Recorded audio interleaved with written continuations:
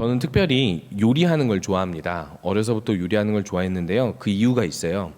뭐 아시는 분들은 아시겠지만 저는 원래 음식을 좋아하고 음식을 맛있게 먹는 걸 좋아해서 어떤 음식이 있어도 그걸 좀 더 맛있게 먹으려면 어떤 방법으로 더 맛있게 먹을 수 있을까 조금 고민하고 연구하는 편입니다. 그래서 집에서는 제 마음대로 요리를 할 수 있잖아요.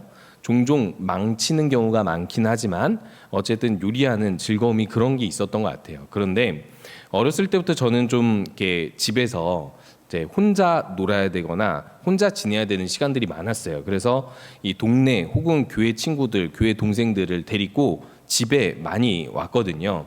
근데 제 친구들은 나름대로 돈이 있어서 이제 친구들이랑 동생들이랑 밥을 사 먹거나 아니면 간식을 사 먹거나 할 수 있었는데 저는 이제 초등학교, 중학교 때 좀 그런 금전적인 여유가 없어서 항상 집에 데리고 와서 요리를 해줬던 기억이 있어요. 그래서 김치볶음밥부터 시작해가지고 여러 가지 요리를 막 해 먹으면서 제가 한 가지를 알게 된 건 뭐냐면 나는 누구한테 베푸는 걸 좋아하는데 특별히 요리를 해서 그 사람이 맛있게 먹는 걸 보면 너무 즐겁구나 이런 생각을 하게 됐습니다.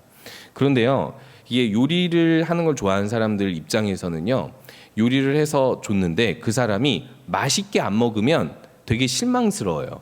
맛있다고 말한다고 해서 맛있다고 말한다고 해서 그게 해결이 되진 않습니다. 만약에 이 요리를 해줬는데 그 마음은 고맙다고 하면서 다른 선물을 대신하여 준다? 그것도 별로 좋아하지 않습니다. 오로지 요리를 해줬으면 맛있게 먹어야 돼요. 강요하는 거 아닙니다. 혹시 제가 저희 집에 임원들 한번 초대했는데 맛있게 먹더라고요. 진심이었는지는 모르겠지만 어쨌든 앞으로 또 종종 초대할 기회가 있으면 초대하게 될 텐데 강요하는 건 아니에요. 근데 맛있다는 말보다 그 어떤 보답 선물보다 요리하는 사람이 가장 기뻐하는 건 뭐냐면 맛있게 먹어주는 거예요. 그런데 생각을 해보니까 하나님도 마찬가지이지 않을까 생각했습니다. 우리가 하나님께 드릴 수 있는 것들이 뭐 여러 가지 있잖아요. 뭐 헌금을 드릴 수도 있고 우리의 삶을 헌신할 수도 있고 어떤 봉사로 하나님을 섬길 수도 있습니다. 그런데요, 사실 하나님께서는요, 하나님이 우리에게 베푸신 모든 일들, 모든 은혜가 있으면 그거에 대해서 우리가 먼저는 그것 때문에 내가 뭘 하려고 하는 것보다 기뻐하기를 원하세요. 하나님께서 주신 만큼 감사하다. 하나님께서 주셨으면 감사하다. 하나님께서 베풀어 주셨으면 기쁘다. 그저 하나님께서 주신 은혜가 나한테 이만큼 기쁘다고 고백할 수 있는 것. 이것을 하나님은 먼저 기뻐하시겠죠. 그런데요, 제가 앞에서 이야기했던 것처럼 말로만 감사하다, 말로만 기쁘다라고 해서는 하나님을 기쁘시게 할 수 없습니다. 진짜 요리를 맛있게 먹듯이 하나님께서 주신 것을 감사함으로, 기뻐함으로 받아들이고 인정할 수 있어야 되는 것이고, 사실상 성경에서 설명하는 믿음이 바로 이런 것입니다. 바울은 오늘 이렇게 설명을 하고 있거든요. 자신이 하나님께 받은 선물이 있는데 그 선물에 대해서 나는 이렇게 반응하며 산다라고 이야기를 하고 있습니다. 뭐라고 이야기하냐면 내가 그리스도와 함께 십자가에 못 박혔는데 그래서 이제는 내가 사는 것이 아니라 내가 살아도 내가 사는 게 아니라 그리스도께서 내 안에 산다라고 고백을 하고 있습니다. 자, 그러면 한번 이렇게 질문을 해보도록 할게요. 바울만 이 은혜를 받았습니까? 바울이 우리보다 더 특별하게 예수님의 십자가 은혜를 깨달아야만 하는 건가요? 그렇다면 바울처럼 우리도 똑같이 예수님의 은혜를 받았다면 잘 차려진 요리처럼, 그러니까 우리가 똑같이 이런 은혜를 받았다면 우리들은 이 고백을 할 수 있나요? 제가 이 말씀을 항상 이렇게 볼 때마다 저도 하게 되는 고민이 뭐냐면 그리스도와 함께 십자가에 못 박힌다라는 표현을 하나님 앞에서 할 수 있을까 내가? 근데 물론 종종 그렇게 할 수는 있어. 내가 하나님 앞에 포기하는 것들, 내가 하나님께서 요구하시는 것 때문에 하나님의 은혜 때문에 내가 스스로 포기하는 여러 가지 욕심들, 정욕들, 죄악들 있으니까 뭐 그때 순간순간에는 그렇게 이야기할 수 있겠는데 내가 그리스도와 함께 십자가에 못 박혔나니 라고 완전하게 자기 자신을 다 하나님 앞에 버린 것처럼 표현을 할 수 있을까? 나의 믿음은 이런 고백을 할 수 있는 믿음일까? 물론 종종 이런 고백을 해보긴 했지만 시간이 지나 보면 참 부끄럽더라고요. 근데 문제는 그 다음입니다. 이제는 내가 산 것이 아니요 그리스도께서 내 안에 사신다라고 고백하는 건 더 못하겠더라고요. 저번 주에 우리 찬양인도 하시는 분이 이렇게 이야기했죠. 하나님을 사랑한다고 고백하십니까? 자주 사랑한다고 고백하십니까? 제가 설교하기 바로 전에 그 질문을 듣고 무슨 생각을 했냐면 내가 그 일주일 동안 하나님을 사랑한다고 고백한 적이 한 번이라도 있나? 그럼 난 왜 고백을 못했지? 라는 생각을 하게 됐어요. 믿음이라는 건 하나님이 나에게 주신 것이 있어서 그것을 깨닫는 순간 내 안에 믿음의 고백이 있는 건데 오늘 바울은 그렇게 고백하고 있는 거예요. 나를 위해서 나를 사랑해서 자기 자신을 버리고 그 십자가에 못 박히신 예수님을 나는 아는데 그 아는 사실이 그냥 사실로 끝나는 것이 아니라 나에게는 믿음으로 이렇게 고백할 수 있습니다. 예수님처럼 나도 그 예수님이 못 박히신 십자가에 나의 모든 정욕과 탐심을 다 내려놓고 내가 나 되고자 하는 모든 이기심까지도 다 내려놓고 예수님을 위해 사는데 어느 정도로 예수님을 위해 사냐면 내 안에 내 삶이 내가 사는 것이 그저 예수 그리스도가 내 안에서 살아가는 것 정도까지 나는 예수님과 함께 산다고 고백하겠습니다. 이것이 바울만의 고백이 아니라 우리 여기 모인 우리 청년들의 동일한 고백이 되었으면 좋겠습니다. 그리고 우리가 아직 이 고백을 당당히 할 수 없다면 어떻게 하면 이 고백을 당당히 하면서 살아갈 수 있는지 그 믿음으로 살 수 있는지를 함께 살펴보았으면 좋겠습니다. 믿음에 대해서 그래서 조금 더 설명을 하자면 많은 사람들이 믿음에 대해서 오해를 하고 있어요. 왜냐하면요, 우리 한국말로 믿음이라는 용어가 어디에서 쓰입니까? 어떤 사실을 믿는다 정도로 많이 쓰이잖아요. 더더군다나 종교적인 영역에서는 그 종교에서 말하는 주장하는 어떤 내용들에 대해서 나는 그게 사실이라고 믿고 나는 그게 나중에 일어날 수도 있다 혹은 일어난다라고 믿는다는 게 보통 우리들이 생각하는 믿음입니다. 그런데요, 애초에 성경은 처음부터 믿음을 이야기할 때 다른 단어로 이렇게 표현합니다. 청종. 듣고 순종한다는 겁니다. 그러니까 듣자마자 그냥 듣고 지나치는 게 아니라 우리 이런 표현 많이 하잖아요. 부모님 혹은 선생님들이 너는 내 말 진짜 안 들어. 안 듣진 않았잖아요. 우리들 혹시 이런 말 듣고 해보셨어요? 듣긴 들었어. 그러면은 더 맞습니다. 듣긴 들었어가 아니라 넌 내 말 안 들어라는 말이 뭐냐면 아무리 말해도 내 말이 네 삶에 네 마음속에 들어가지가 않아. 넌 절대 그 말을 적용할 수가 없어. 그만큼 귀를 막고 있어. 마음을 막고 있어 라고 이야기하는 게 안 듣는다는 거잖아요. 근데 청종은 반대입니다. 듣자마자 소화해버리는 거예요. 바로 반응을 하는 거죠.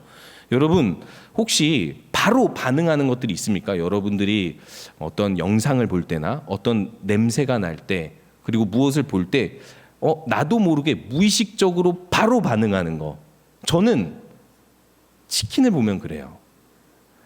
지나가다가 치킨 냄새가 나면 혹은 KFC 같은 이렇게 치킨집을 지나가면 그런 생각이 들어요.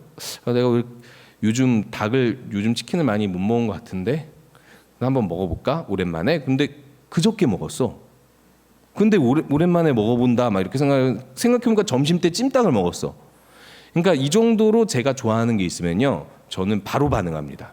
그러면 하나님 말씀에 대해서, 하나님이 우리에게 베푸신 은혜에 대해서는 우리가 이렇게 마치 무의식적으로 반응하듯이 바로 반응하십니까?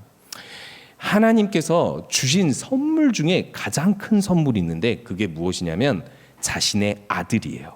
그리고 그 선물은 끝나지가 않습니다. 왜 끝나지 않는 줄 알아요? 두 가지가 있는데 우리들은요, 죄 하나만 지어도 영원히 형벌받게 되는 인간이거든요. 그럼에도 불구하고 예수님께서는 그 죄 하나에 대해서 영원히 우리가 구원받고 해방될 수 있도록 은혜를 베푸셨으니까 영원히 적용되고, 다르게 표현하면 우리들은 죽을 때까지 죄를 짓습니다. 구원받았고 하나님의 자녀라 하면서도 우리들의 딜레마가 그거잖아요. 죽을 때까지 우리 머릿속에서, 마음속에서, 그리고 우리 행동에서, 세상을 살아가는 습관 속에서 우리들은 죄만 짓고 살아갑니다. 그런데도 불구하고 우리들은 그 죄를 용서해 주시는 하나님의 은혜에 대하여서 즉각적으로 이렇게 반응하지 못하고, 이렇게 믿음으로 예수님이 내 안에 사십니다, 그 정도로 나는 내 자신을 예수님의 십자가에 함께 못 박았습니다라고 고백할 수 있어야지만이 이것이 진정한 믿음이라고 할 수 있는 거예요. 믿음이란 사실이 있고 그 사실을 그냥 두는 것이 아니라 그 사실이 나에게 중요한 사건이 되는 것이 바로 믿음인 거예요. 필요하다고 생각하면 그 사실이 사실에만 머물 수 없고 내 것이 되어야 되겠다라고 생각하는 것처럼 믿음이라는 것은 나의 삶에 적용하는 것입니다. 그런데요, 하나님은요, 우리가 이렇게 적용하지 않고 이렇게 필요로 하지 않아도 참 재밌게도 하나님은 안 보여요. 그리고 하나님이 진짜 우리 옆에 계시는 것처럼 잘 안 느껴져요. 내가 기도하면 내가 네 기도 들었어 라고 바로 즉각 반응해 주시지 않는 것 같고, 내가 구원받은 사람이어도 그 구원의 즐거움이 오늘은 있어도 내일은 없기도 하고, 일주일 동안 없기도 하고, 한 달 동안 없기도 하고, 심지어 하나님 말씀을 읽어도 종종 진짜 이게 하나님이 이런 기적을 베푸셨을까? 정말 나중에 우리가 죽으면, 우리가 나중에 하나님을 만나게 되면 진짜 이런 일이 일어날까? 우리들은 종종 의심하면서 그거를 즉각적인 우리들과 관련된 사실로 받아들이지 않을 때가 많은데, 그 중에 한 가지가 뭐냐면 예수님의 십자가 사건입니다. 고난주간이 이제 시작됐잖아요. 내일부터 시작된다고 볼 수 있죠. 오늘부터 시작된다고도 볼 수 있고, 오늘은 종료주일이고, 매년 한 번 고난주간이 찾아오죠. 이 고난주간에 여러분들은 어떻게 예수님의 십자가 은혜를 느끼고 살아가십니까? 혹시 마음속으로 기도하면서 주님, 내가 죄 지은 게 많아요, 회개 기도합니다 하면서 패션 오브 크라이스트의 장면에서 나온 예수님의 피 흘리신 모습, 고통받으시고 채찍 맞는 모습, 이런 거 보면서 마음 아프다, 예수님 너무 불쌍하셔, 막 이렇게 생각하는 정도로 끝나지 않나요? 사실 그게 나쁘다는 건 아닙니다. 그런데요, 사실 우리가 이제까지 그냥 배워왔고 경험해온 정도로는 우리가 예수님을 다 안다고 할 수 없어요. 그런데요, 예수님을 진짜 알면요, 진짜 예수님의 은혜를 알면요, 우리 마음속에 어떤 반응이 한 가지가 딱 나오는데, 그게 뭔 줄 알아요? 죄에 대해서 민감하게 반응합니다. 예수님이 나 때문에 돌아가셨고 그 죄를 사해 주셨는데, 난 예수님 때문에 죄 사함을 받았고 구원받았고 천국을 보장받았으니까 난 죄 지어도 상관없어, 괜찮아 라고 생각할 수 없는 상태여야지 예수님의 은혜를 받아들였다라는 거예요. 제가 최근에 이제 자꾸 이렇게 쇼츠인지 릴스인지 이렇게 영상을 이렇게 보다 보면 계속 나오는 영상들이 있어가지고 보게 된 거였는데, 지올팍의 크리스천이라는 노래가 있더라고요. 그 뮤직비디오가 있고, 웃는 사람들은 아는 것 같아요. 근데 저는 이제 한때 락 음악도 이렇게 좋아했었고 그런 것들 많이 봤었기 때문에 크게 거부감이 들지는 않았어요. 또 이런 사람 나오나 보다 했고, 교회를 조롱하거나 비난하려고 했나 보다 해서 이렇게 잘 보는데, 잘 생각해 보면은 교회나 기독교를 비난하는 사람들은요, 우회적으로 보통 비난한단 말이에요.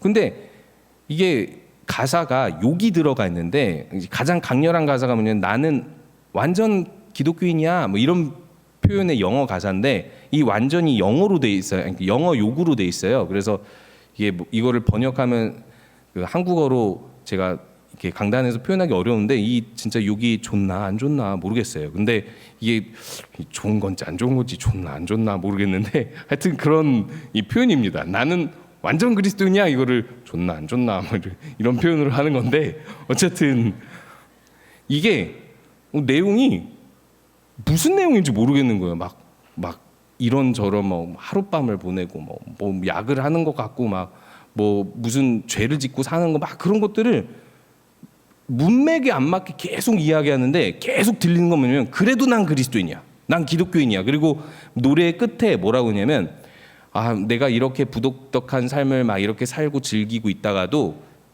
나 오늘 일요일이야, 교회 가야 돼 하고 끝나요.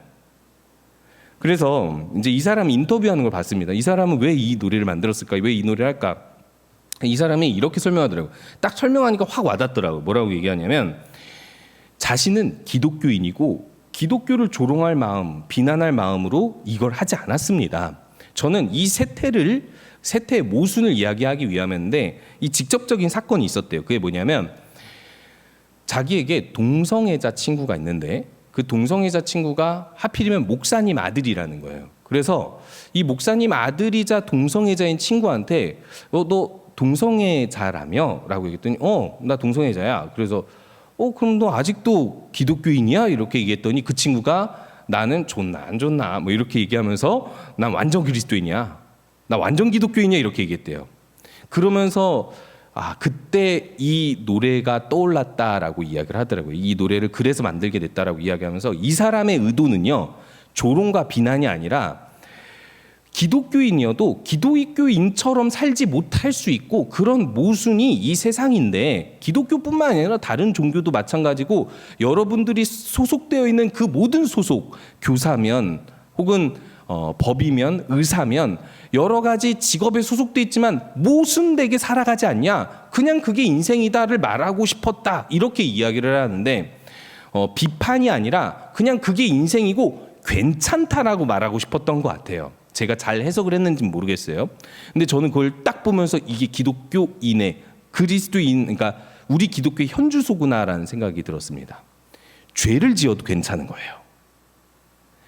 모순돼도 괜찮은 거예요. 근데 제가 전에도 이야기했지만 우리들은요, 죽을 때까지 죄를 지을 수밖에 없고 아무리 죄를 이기려고 해도 우리의 습관, 우리의 욕심, 우리의 이기심 버리기 힘듭니다. 그럼에도 불구하고 예수님이 우리를 대신해서 죽으시고 구원하신 거 맞아요.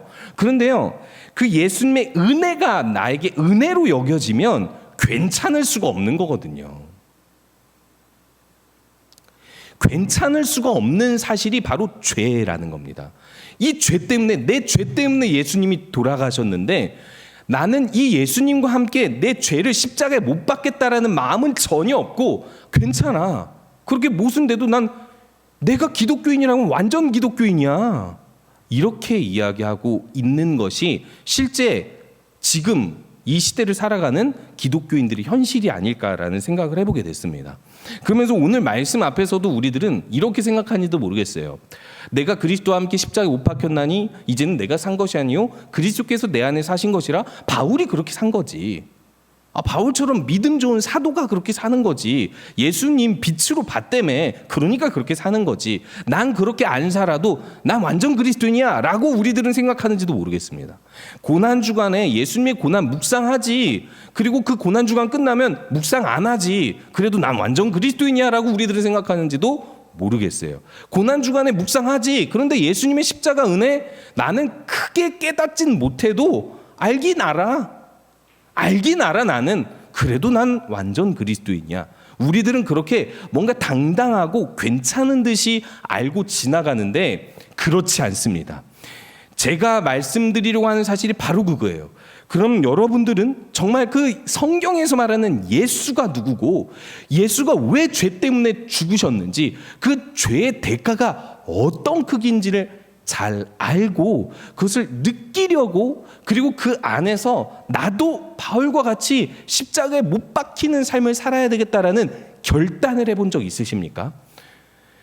이게 우리에게 필요하다는 거예요. 그래서 오늘 저는요, 우리가 이 예수님의 은혜에 대해서 알기 위해서 먼저 죄에 대해서 한번 이야기해 볼까 해요. 죄란 무엇입니까? 죄는요, 선악과 시절부터 거슬러 올라가면 죄는요, 하나님을 거부하는 겁니다. 그러니까 어떻게 거부하냐면 하나님께서 이 인간을 만드시고 선악을 알게 하는 나무 열매만 먹지 말라고 하셨어요. 이거는 뭘 금지한 거냐면 선악을 판단하는 권한은 나에게만 있어. 그러니까 그거 네가 판단하지 마. 네가 스스로 판단하지 말고 내 생각과 내 뜻대로 그 선악을 분별해 라는 뜻이에요.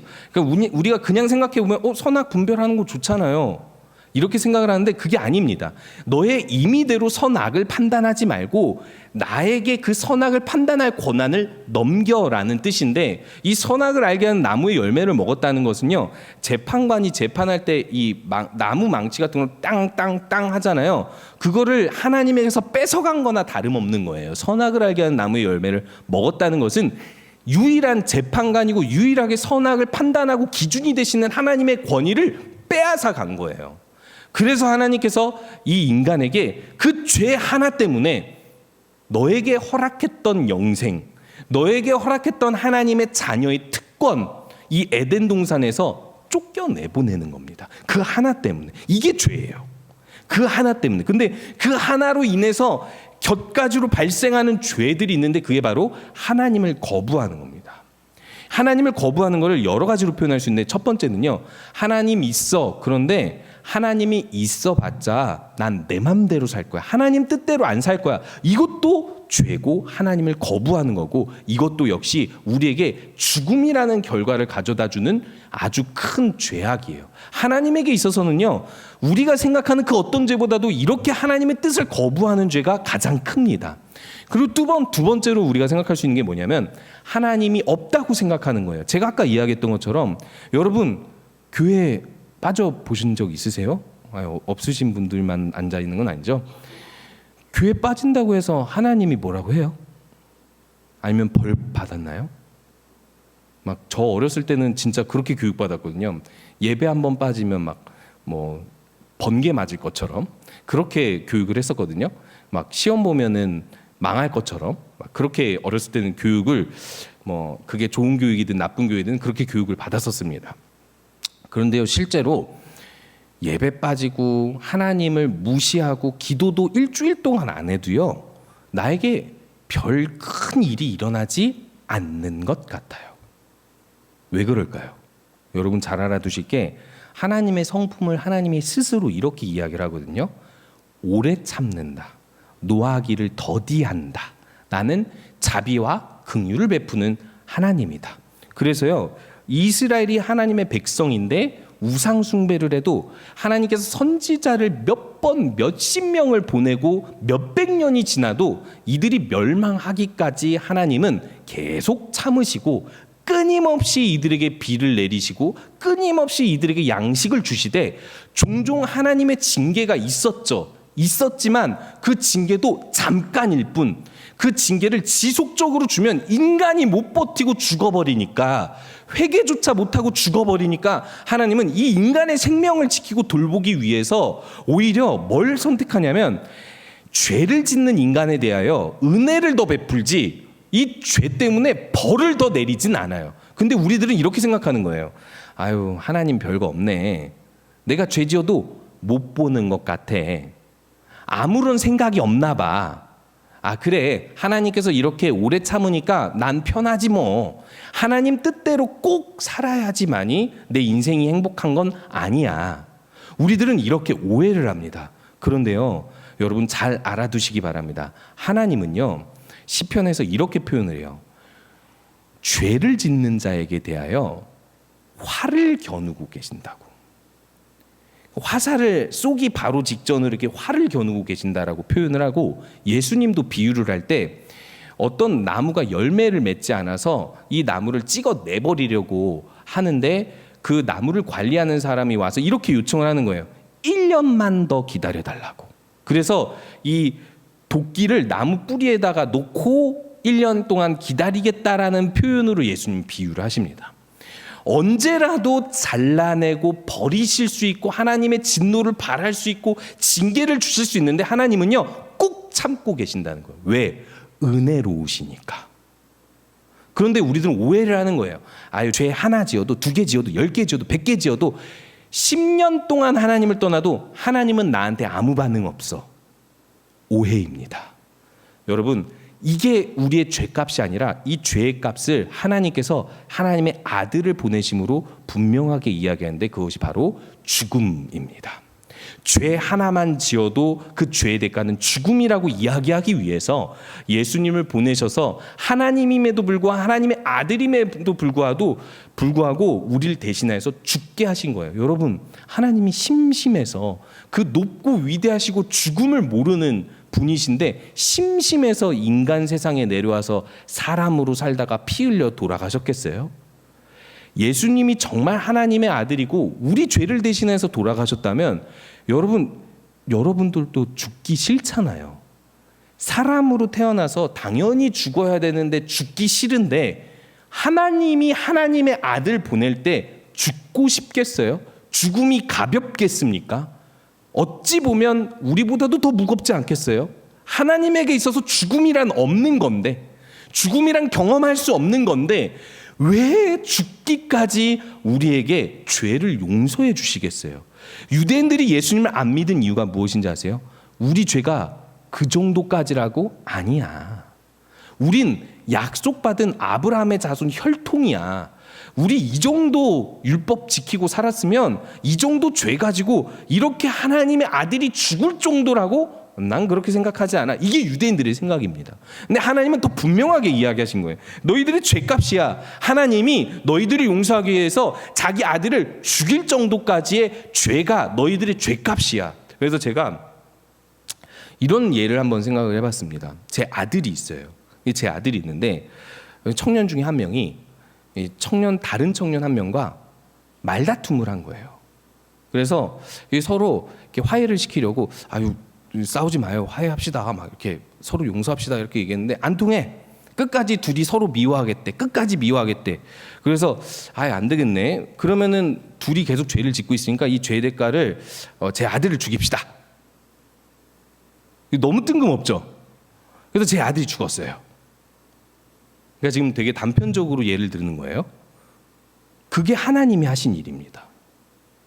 그러면 이 둘이 싸운 사람은 내가 뭐 때린 것도 아니고 우리가 뭐 철천지 원수가 된 것도 아니고 좀 말다툼해서 신경전을 벌이고 좀 마음속으로 좀 미워하고 살겠다는데 우리가 더 싸우겠다는 것도 아닌데 그것 때문에 목사님이 아들을 내어준다고? 말도 안 돼. 믿을 수 없는 일을 하나님이 하셨다는 거예요. 제가 해도 믿을 수 없는 일이고 너무 뜬금없고 말도 안 되는 죄값인데 하나님이 하나님 아들을 그렇게 죽음으로 내모신다고요? 이것은요, 우리가 너무 당연하게 어려서부터 이 신앙을 가져서 자연스러울 뿐이지 말도 안 되는 겁니다.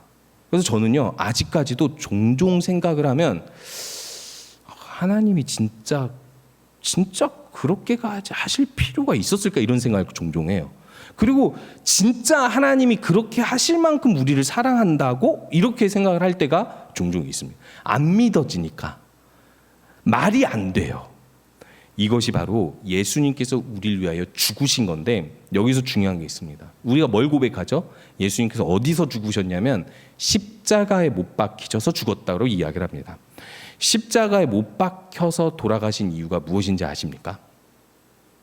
신명기 21장 22절에서 23절에서 이런 말씀이 있습니다. 사람이 죽을 죄를 범해서 그 사람을 나무에 달아서 하루 내내 그 사람을 나무에 달아서 이렇게 시체를 매달아 놓게 된다면 그 사람을 밤새도록 두지 말고 해가 지기 전에 그 시체를 끌어내리라라고 얘기하면서 그 이유를 땅이 더럽혀지기 때문이라고 이야기합니다. 그 이유가 뭐냐면 당시에 하나님께서 말씀을 주실 때 어떤 사람이 죽을 죄를 범했다라는 것은 그냥 그냥 일반적인 죄라는 게 아니라 이 사람은 이 하나님의 백성 중에서 끊어져야 될 사람이다라고 할 정도로 저주를 받은 사람이라고 해서 이 사람을 죽여놓고 이제 나무에다가 매달아 놓으면 하늘 위에서 하나님이 이 저주를 이렇게 퍼붓는다. 하나님의 진노를 퍼붓는다. 이런 믿음으로 이렇게 나무에 달아놨습니다. 이거를 좀 다른 말로 표현하면 이 사람의 영혼은 지옥 같다는 뜻이에요. 지옥 형벌을 받는다는 뜻이에요. 하나님의 저주를 가시적으로 모든 사람들 앞에서 이렇게 하나님의 저주와 형벌을 받는 걸 전시한다는 뜻입니다. 나무에 달린 자마다 저주를 받았다라는 뜻이 이 뜻인데 유대인들이 왜 로마의 형벌 중 십자가 형벌을 선택해서 십자가에 못 박으라고 요구를 했냐면 로마의 형벌 중에서 가장 잔인한 형벌이라서가 아닙니다. 로마의 형벌에는요, 더 잔인한 형벌들이 엄청나게 많았어요.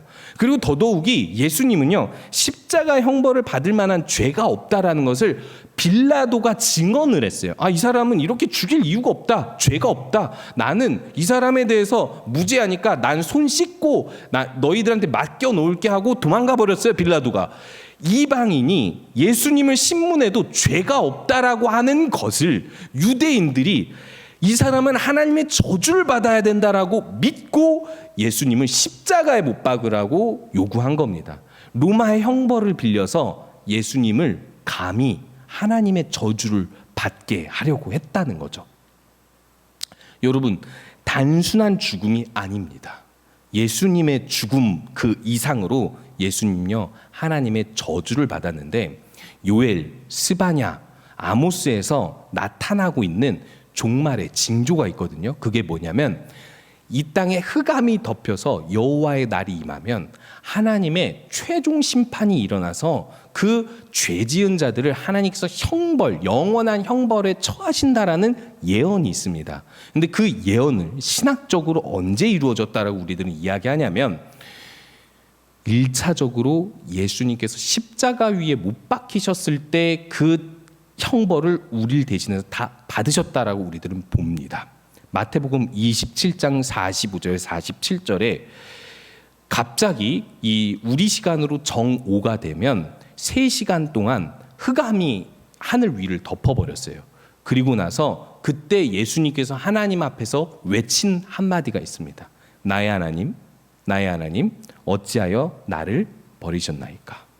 흑암이 덮었다는 건 하나님이 그 자신의 아들 예수에게 자신의 진노와 저주를 퍼붓기 위해서 관계를 끊었다는 뜻이에요.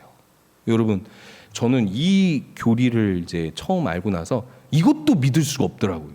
하나님이 하나님의 아들의 관계를 끊어서 저주를 퍼붓는다? 우리가 받아야 될 형벌과 저주를 다 퍼붓는다? 그래서요, 사도신경 중 한 문장이 라틴어 문장에선 있는데 지금 우리 번역본에는 없는 게 있는데 그게 뭐냐면 지옥, 은부에 내려가셨다라는 표현입니다. 이게 없어요. 우리들은 그걸 빼놨거든요. 근데 이걸 덧붙인 이유가 진짜 예수님이 지옥 갔다라는 뜻이 아니라 예수님이 십자가에 의해서 받은 형벌과 저주가 그만한 저주를 받았다라는 것을 이야기하기 위함이거든요. 즉 우리가 마땅히 받아야 될 지옥 형벌과 하나님의 저주와 진노를 예수님에게 완전히 쏟아부었다라는 거예요.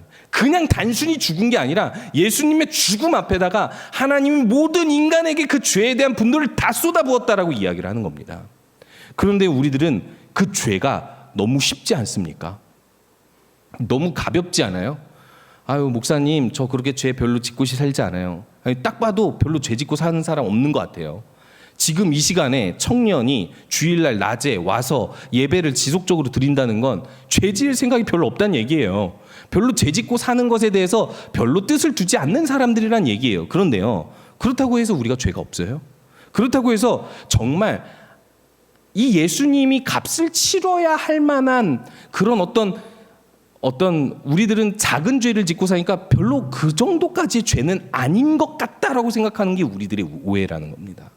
우리 마음속에 있는 그 모든 숨겨두고 있는, 심지어 나조차도 자각하지 못한 하나님을 거부하는 마음, 하나님보다는 내가 더 중요하다는 마음, 하나님 어차피 내 눈에 보이지도 않고 내 마음으로도 느껴지지 않으니까 하나님 없다고 생각하고 살아가고 있는 우리들의 일상, 이게 얼마나 큰 죄인데요. 예수님은요, 자꾸만 율법과 계명에 치우쳐서 이것이 죄다라고 생각하고 난 비교적 죄를 별로 안 짓고 살아 하는 종교 지도자들에게, 그리고 제자들에게 계속 말씀하시는 게 뭐냐면 마음의 음욕을 품는 자마다 가늠하였나니라고 얘기하고, 니네들 살인이 뭐 별거인 것 같지? 살인은 화를 내는 것도 살인이야. 저 지금 화를 내는 거 아닙니다. 온유하게요.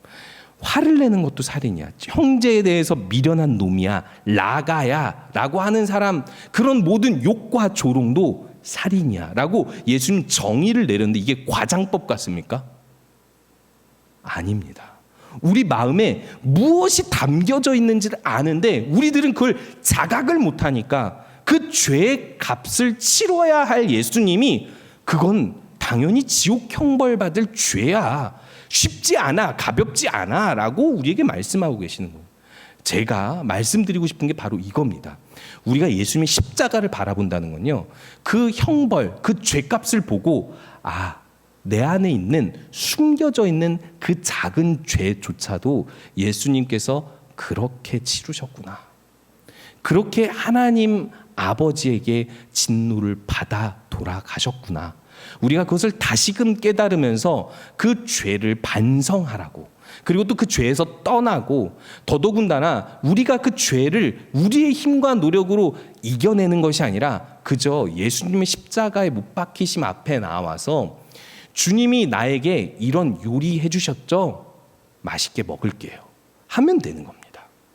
제가 요리를 비유해서 조금 그렇지만 예수님께서 우리에게 베푸신 그 흘리신 피, 그 보혈을 우리가 왜 떡과 포도주를 먹으며 기념하는지 아시겠습니까? 그렇게 우리 안에 있는 죄를 나 대신 돌아가신 예수님의 피 앞에 내려놓겠습니다. 주님의 피로 내가 생명을 얻었습니다. 그 은혜를 간직하라는 거예요.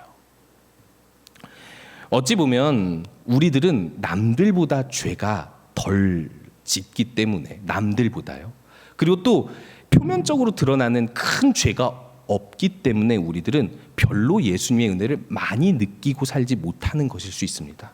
어떻게 보면 하나님의 오래 참으심과 은혜 때문에 우리들은 너무나도 좋은 보호막 속에 살고 있기 때문에 하나님을 그렇게 예수 그리스도의 은혜를 아주 간절히 붙잡고 필요로 살고 있지 않을지도 모릅니다. 근데 제가 오늘 말씀을 묵상하면서 오늘 찬양하는데 이런 생각을 해봤어요. 만약 오늘 이 예배가 끝나고 교회 문 밖을 나갔는데 내가 교통사고로 죽고 이 세상을 떠나게 된다면, 그러니까 이 예배가 마지막이라면, 그리고 내 인생이 오늘이 마지막이라면 난 어떤 마음으로 오늘 하나님 앞에 예배를 드리고 이 말씀을 전할까라고 생각을 해봤습니다. 정말 내 죄가 아주 크게 느껴지더라고요. 제가 왜 이 생각을 했냐면 제 죄가 크게 느껴지는 게 없어서예요. 저도. 이게 죄가 크게 느껴지지 않으니까, 예수님의 십자가를 묵상하면서도 죄가 너무 크게 느껴지지 않으니까 예수님이 그리 은혜롭지 않을 때가 많습니다. 그래서 제가 이렇게 생각을 해봤습니다. 내 오늘이 인생의 마지막이라면 예수님 앞에서, 하나님 앞에서 나는 이 죄를 작게 여길 수 있을까? 우리가 하나님 앞에 나아갔는데 하나님께서 심판대 앞에서 이렇게 이야기를 하는 거예요. 너는 평생 내가 내어준 아들을 믿고 살았니? 네, 전 믿고 살았습니다. 저 예배 한 번도 빠진 적 없어요. 그런데 너에게서 단 한 번도 예수님이 은혜롭다라고 느낀 걸 내가 찾아볼 수가 없어. 근데 하나님, 근데요, 제가 그만큼 죄를 짓고 살진 않았거든요.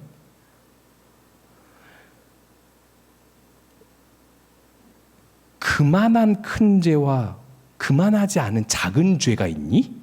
라고 물어보신다면 우리는 그 하나님 앞에서 감히 아무 말도 할 수 없을 것입니다. 살려주세요. 당신의 아들이 나에게 유일한 구원이고 죄 사함의 근거입니다. 살려주세요. 이 말밖에 하지 못하지 않을까라는 어떤 생각을 해보게 되었습니다. 말씀을 맺도록 하겠습니다. 예수님께서 우리에게 요구하신 것은 우리가 이 땅에서 산 제물로 사는 거예요. 사실 지금 내용 중에서 하나를 빼먹어놨는데요. 그게 뭐냐면 속죄일이거든요. 이스라엘 백성들은 죄를 지으면 속건제나 속죄제로 계속해서 그 죄를 회개했습니다. 우리들처럼요. 그런데요, 그 중앙 성소에다가 그 모든 죄를 모아놓고 1년에 단 한 번 대제사장이 속죄 제사를 드려서 지성소 안으로 그 피를 가지고 들어가요. 그러니까 속죄 제사를 1년에 단 한 번 총체적으로 한 번 한다라는 거죠. 그런데 이스라엘 백성들은요, 그 속죄 제물을 드리는 과정을 마당에서 다 지켜봅니다. 그 제물이 피를 쏟고 죽고 그리고 태워지는 것까지. 그리고 그걸 이제 들고 이 대제사장이 지성소로 아무도 들어갈 수 없는 그곳으로 대표로 들어가는 것까지만 봐요. 못 들어가니까.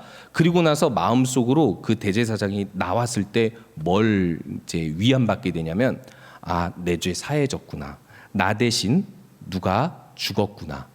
그러면 나는 이제 살아있는 재물이구나 라고 생각을 하고 하나님을 위해서 살아야 되겠다는 마음을 먹고 집으로 돌아가요. 만약에 이런 마음이 없잖아요. 그럼 이사야에서 이렇게 하나님께서 말씀하십니다. 너희들은 마당만 밟고 간다. 그 마당에서 그 나를 대신한 재물, 속죄 제사를 보고, 아, 난 이제 하나님 안에서 생명을 얻은 사람이다. 산 재물이 되어야 되겠다고 살아있는 재물로 살아야 되는데 그러지 않는다라는 것입니다. 이 마찬가지입니다. 왜 로마서 12장 1절에서 우리에게 거룩한 산 재물이 되라고 요구하셨냐면, 예수님이 재물로 죽으셨는데 우리 대신 죽으셨기 때문에 우리는 이제 죽지는 않아도 되지만 산 제물로 살아가야 하기 때문에. 그래서 오늘 바울은 이렇게 고백합니다. 내가 그 그리스도와 함께 십자가에 못 박히고 이제는 내가 사는 것이 아니라 그리스도께서 내 안에 사는 그 믿음으로 살겠습니다라고 고백하는 겁니다. 그 믿음으로 우리 함께 이 고난주간 가운데 더 예수님을 가까이 하고 예수님의 은혜를 누리는 청년들 되시기 바랍니다. 우리 함께 찬양하고 기도하도록 하겠습니다.